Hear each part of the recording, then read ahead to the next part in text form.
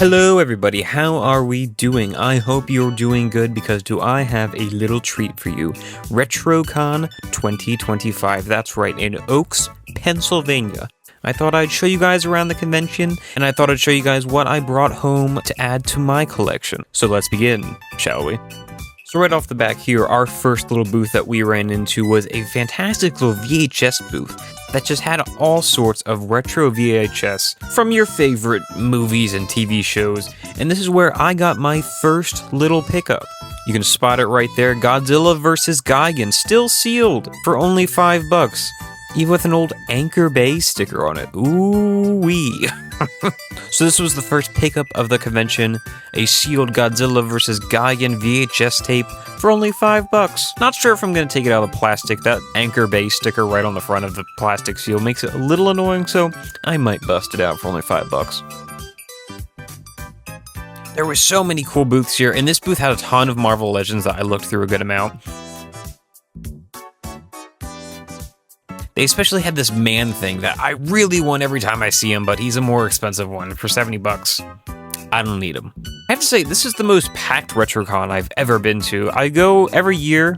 Recently started going with my girlfriend, and we've been going, this is our second year going together, and I have to say, this is probably my favorite year just for the stuff I found alone and for the time I had. I love digging through bins like this because you never know what you're going to find, and I love finding little kaiju keshis and any cool little Japan stuff that I can get my little grubby hands on.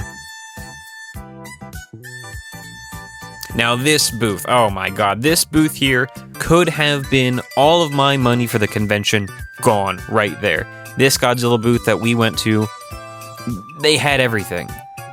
He had about every VHS you could ever find and from every freaking movie, and look at the amount of everything. He had Super 7, he had NECA, he had Vintage, he had everything Godzilla. But I'm a cheap bastard at the end of the day. These VHS especially are very tempting. It's a new Godzilla thing I'm getting into, but some of these prices, ooh, my cheap ass just can't handle it. $5 is usually my limit for a Godzilla VHS, even though some of these were very tempting, especially some of these older ones with very cool art on them. But oh, the prices of 20 and up, I know it's what they're worth, but god, my Mr. Krabs heart just couldn't take it. You can see me here looking through them, the $5 ones. And not to mention, all of these had plastic coverings on them, like protectors, so it kind of made the price more justified. I really should have grabbed this Godzilla vs. Megalon. I loved the art on that. Some of these old kind of cartoonish covers, oh my god. This Godzilla set here in the front was so cool. My girlfriend really wanted me to get it because she knows how much I love the little itty bitty Godzillas. But he was asking $120, which is a fair price considering it's sealed. I am just cheap as a bastard. Now something here I noticed was this awesome little vintage Japan Godzilla like Keshi figure set. It had Batara Godzilla and little baby Mothra larvae. And I've never seen this before, and it was in really nice condition, still sealed.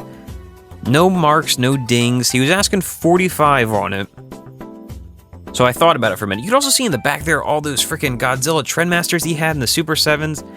Like I said, I could have blown my entire RetroCon budget at this booth immediately, but this is the first row we went down, and I had to be good. Like I said, this big set with all the mini Godzilla figures was so tempting. I honestly should have came back and maybe picked up something. Only stopped at this booth once. Definitely should have stopped back and gotten some VHS, I think. But what are you gonna do?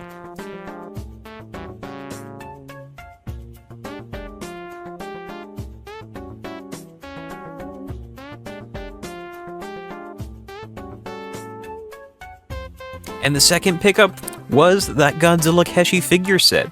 Unpunched, by the way, if you can't tell up top. He was asking $45 on it. I asked if he would do $40, and he said he would, and I think that's well worth it for something this cool. I love the vintage Godzilla Japanese packaging, the bright, vibrant colors, the amazing art on it. I love getting the sealed stuff when it's a good price, and this was just the right price for me to take it home.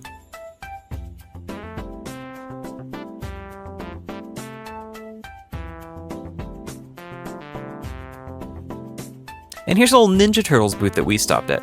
My girlfriend and I actually attended the con with our good friend, who this was his first time ever going to RetroCon, and he is a big retro fan. Ninja Turtles, G.I. Joe, RoboCop, you name it, he wants it, and he wanted a lot.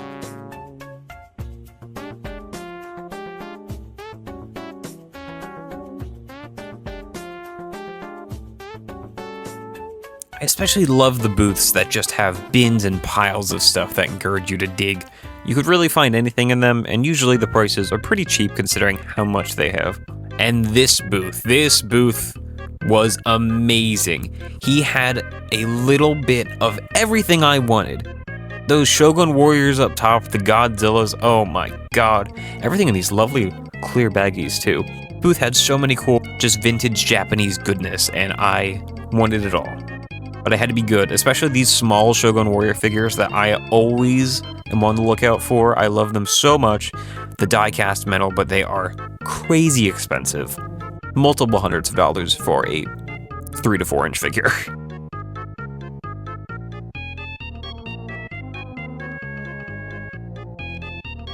And what do we have here? A NECA Godzilla. I was on the hunt this convention specifically for 2 NECA Godzillas. The last 2 NECA Godzillas that I am missing. And he just so happened to have one of the 2 I needed. Now this is NECA's first release of Return of Godzilla, so it's not in that fancy box with the atomic breath, but same exact sculpt, just a little different. And you only had it marked at $30. You can see they even had the Loot Crate exclusive Godzilla back there. That I actually just picked that up the other day offline for only $15. And this was my 3rd pickup of the convention, that NECA Return of Godzilla figure. One of the only 2 I am missing. He had it marked for $30 and he said he would do $25 for me, which is fantastic. I mean, that's retail. Probably one of the goofiest Godzilla designs, but I love him. I love that goofy face, and I love the sculpt that NECA did with these things. I stand by it that NECA made the best Godzilla figures for the best price. Of course, now we have Haya, who knocks them out of the park, but at the time, these were the best.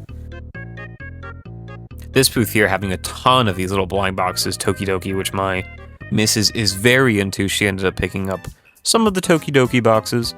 These little Sanrio cat ones that were very cute. She ended up getting one of those, and another Sanrio one down the bottom. Oh, and this booth here, this was another big booth that I could have dropped so much money on. This guy had everything Ultraman you could ever imagine. Godzilla, Japan, everything in this freaking booth. And his prices were darn good. Every freaking item I picked up, he cut the price in half, and the prices were not that bad to begin with. So much Ultraman. I was tempted to get this little growing Godzilla still sealed. He said he would do it for $10. But it was still pretty early in the convention, so I had to put on the brakes just a little bit. Although it was very tempting, maybe a little regretful I didn't get it. So much Ultraman and so much Godzilla goodness. And like I said, his prices on everything were so good.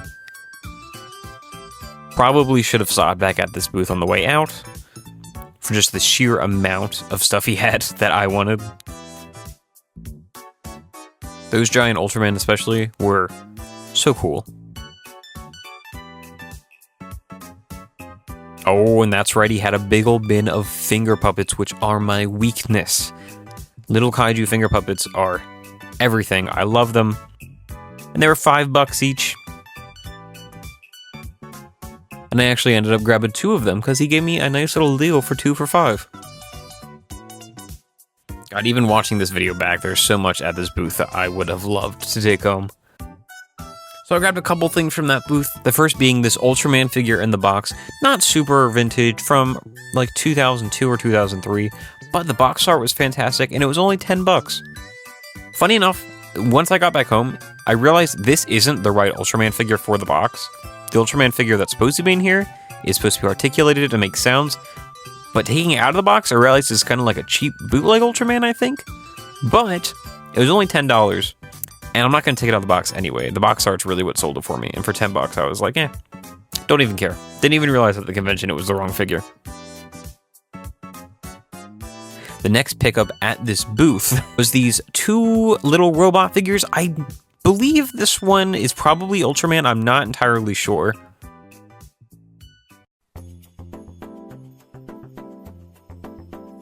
And I know this one is Shogun Warriors. He had them at 10 a piece. As soon as I picked him up, he said he would do 5 a piece, which is a fantastic deal. I love these little Japanese robots, and this one was just calling to me. I love the big chunky design and that fantastic like gunmetal gray on him. The sculpt is great.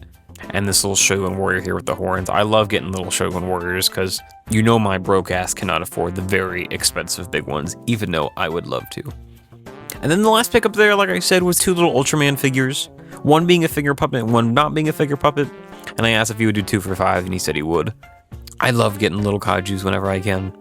They're my favorite thing to collect. And for $5 for 2, I'm not going to say no to that. I've gone to this convention so many years, and this has to be the most Godzilla I've ever seen at this convention. This next big booth we stopped at had a lot of Godzilla, and they also had this very cool Hellboy 2 figure, which was very expensive. Hellboy 2 being one of the best movies ever. And boy, did this booth have so much cool stuff. Everything from Nickelodeon to Gremlins to, of course, Godzilla, which he had a lot of. I mean, just look at this. Oh my god, again, all the money in my pocket could have disappeared in an instant. Good mix of everything, too. Some Sofubi, some Trendmasters. He had a lot of those Godzilla Polly Pocket heads, which I would love to get one of those, but I really don't want to spend $30 just on an empty head. He did have a few complete ones, but he wanted like $80. And what do we have here, hidden in the back? NECA Godzilla figures? Oh, and hello? The last NECA Godzilla I need. Now, weirdly, all of his NECA Godzillas didn't have the plastic inserts in them. He had the box for them, but yeah, no plastic inserts, even though they were complete. The figures. But he was asking 45 on it. I'll be honest, I thought about it through the whole convention. I didn't pull the trigger right away, but I did end up coming back to it and asked if he would do 40. I hesitate on 40 just a little bit because I know Haya will come out and make one of these guys for 50 and it will be significantly better, but no idea when that's coming. And at the end of the day, the NECA ones are just fantastic. Articulation wise, they're but sculpt is just perfect. So I did end up grabbing him for $40. The last NECA Godzilla I needed, Godzilla vs. Mothra Godzilla. Coming with his little beam, of course. Love those big, stupid eyebrows he has. And yeah, this marks the last NECA Godzilla I need, now having every single NECA Godzilla they have. Except, of course, there is like 2 recolors I don't have. But truthfully, I do not care. I do not want them. And like I said, did come with the box. Very weird that he didn't have the plastic inserts for the box, but I won't complain. The boxes do look good on a shelf. I love NECA's 2nd generation Godzilla when they start doing these really nice movie art boxes with the pop-out windows. These vintage Pokemon figures from Japan were really cool. He had a couple of them, but they were asking like 40 up, which, ooh, a little too much.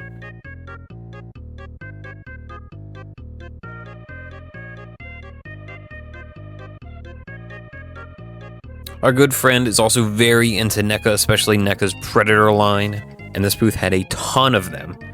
Ton that I were even interested. He had these huge Predators from Alien vs. Predator. They were like bigger than the normal Predator, and they were bulkier, and they were so cool, but they were like 70 a piece or something. So passed on them, but tempting nonetheless, like everything else at the convention. Here we had another Kaiju themed booth, and oh my god, this guy had so many Godzilla finger puppets that I needed for my collection. A lot of the older series that I'm missing a good amount of, but he was asking 10 a piece, which isn't bad. It's what they're worth, but I am a Mr. Krabs-minded person. $5 is my limit for a finger puppet. Oh, now this booth here, I'm not trying to throw shade at anybody, but this booth here had so much stuff, and she had a ton of small stuff, like Keshi figures, some like mini Gundam figures, and they were so cool. She had literally like 10 baskets under the table, just filled with this small stuff. So I was digging through, you can see me there, and I grabbed a couple handfuls of stuff, and when I asked her, hey, how much for this handful of stuff? And she said, well, I'm doing 5 a piece on everything in those baskets. I'm like, oh, 5 a piece? Okay. So I put them down, I said thank you, and I walked away. Hey, your booth, you could charge what you want. Here my buddy and I are checking out some vintage Marvel comics. He's very big into that. I am not into Marvel comics, even though I'm always tempted by vintage Moon Knight comics. The covers of those are so cool. But something I am into are Godzilla comics, that's right. We didn't get any film of it, but the booth right next to it had a couple bins underneath the table, And while I was digging through them, there was a nice big Godzilla selection that he wanted only $4 a piece for. And I managed to add a couple comics to the collection that I was missing some holes in, especially these older IDW ones.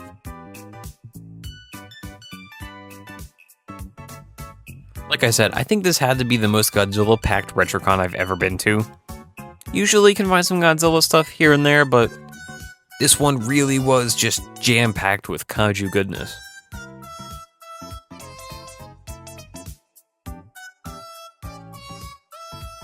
This booth was especially cool with all these vintage arcade machine panels that you could make light boxes out of or just hang on your wall.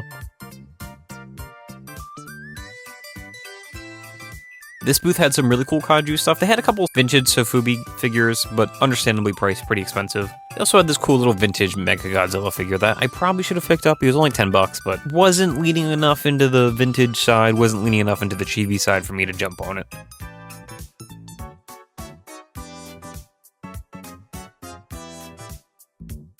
Oh, and speaking of finger puppets, look at this big, delicious bin of Pokemon finger puppets. Marked at only $5 each. I spent a few minutes digging through this, trying to find some Pokemon that I liked enough to get some finger puppets of. It was like only a certain generation of Pokemon in this bin, I think, so there wasn't like a huge variety, even though it does look like it. But I did end up picking up two. I ended up grabbing these two here for only $5 a piece.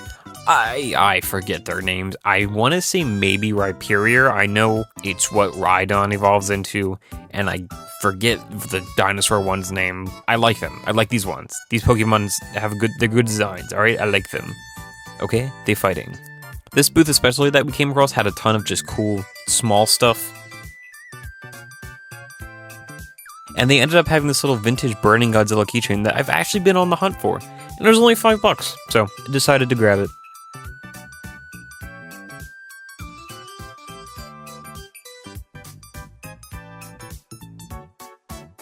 This was probably another regretful not pickup of the convention. This cool little Band Presto, like, crane game prize of just Ghidorah on a stand. It was only marked at 15. He probably would have taken 10, but this was the last bit of the convention, so I ended up not picking it up.